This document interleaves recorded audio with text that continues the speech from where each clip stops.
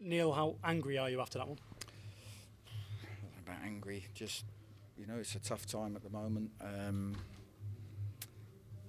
I thought that I knew Sutton would be hard to beat, hard to break down. Their away form's miles better than their home form, and they obviously came solid. To be fair, they played with two wingers, so they always had a threat.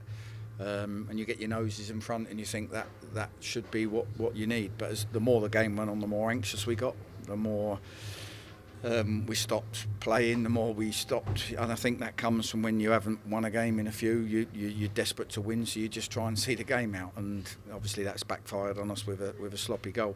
I thought if we kept a clean sheet, I might be standing in here saying to you it was a poor performance, but it's got us back on the winning trail. But not to be, and we've got to cure them nerves and that anxiety that we're going through.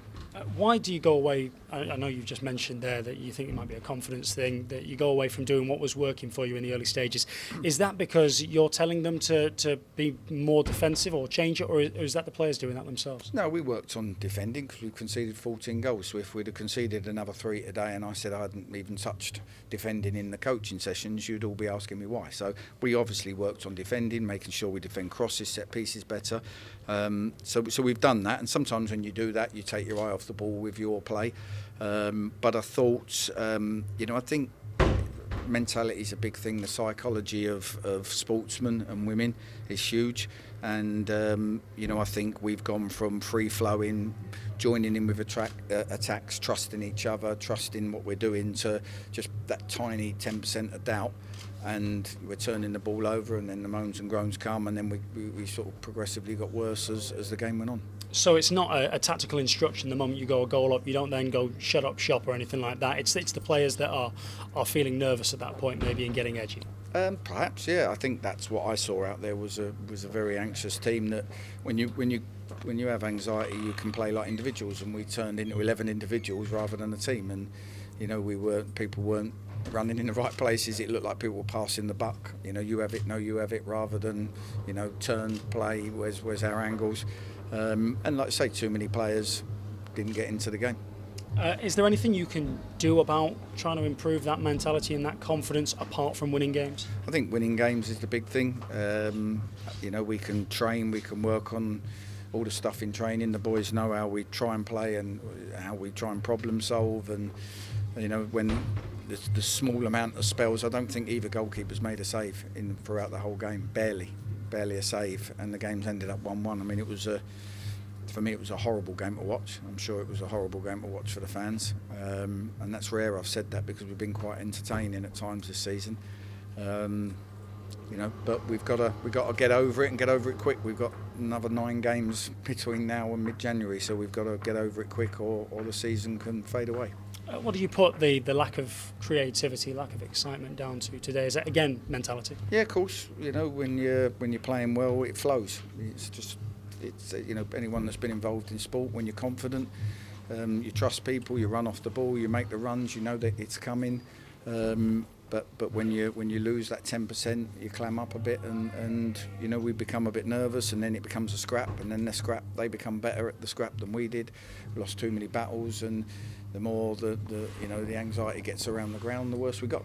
Spoke earlier in the season about making this place fun place to be, fun place to play at, and a fortress, so that opposition teams don't come here and look at it and go, wow, isn't this nice, and up their game. And for a time that was the way that it was going, but I wonder now if actually it's playing here is turning into a bit of a burden. Well, it is if we let it. So if the players perform like they did today, and don't take responsibility, and don't have the bravery to go and, no matter how the atmosphere is like, don't have the bravery to keep going and do what they're good at, then it will become tough. And that doesn't come from me. I'm not passing the buck. I'm the manager. I take responsibility, but it is very difficult when you can see your team clamming up and getting worse as the game goes on. You try and make some substitutions. You try and look at whether you need to change shape, but ultimately too many players went missing as the game wore on, and didn't want the ball, and didn't play with enough quality, and weren't brave enough, and ended up with us sort of hanging on a bit at times. Were you angry with them there in the changing room at the end? What sort of stuff were you saying? No, I'm not. I'm angry that we're not angry. I'm frustrated that we've got to this point, from a few weeks ago being a very, very good team, But it's my job to try and find the answers, come up with the right balance of training, of talking, of whatever it is to get us back on track. You know, the old saying, you don't become a bad team overnight. Well, you know, we've certainly become an average team overnight, and we've got to turn that around. How do you stop it from becoming a bad team? Just got to find the balance. I say there's no magic formula. We've got to get them boys out there. I think, like I said before, a win will do us the world of good, whether that win comes at home or away from home. You know, a win will do us the world of good, and you know, we'll have a look. The boys who play next week, who get into the team next week, it's a chance to show what they can do, and we'll have a look going into the Christmas period. Boos were pretty loud at the end from the fans around the stadium. I'm sure you'll have had some stuff said to you as well. What do you make of all that? How do you feel with it? It's part and parcel of football. You know, if you don't perform, if you don't, you know, put in a performance that the fans are happy with, then it comes with the territory. You have to deal with it. You can't get involved in it. They're entitled to voice their opinion. Like I say, it's a tough time at the moment, and we need to find the result, lift our spirits, and try and build momentum from there.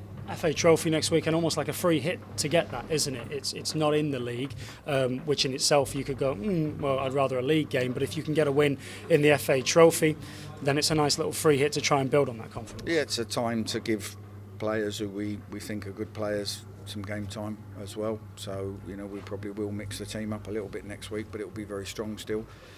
And you know, we go into Christmas then with everybody hopefully fully fit and on their game, and loads of selection problems. Appreciate your time. Thank you.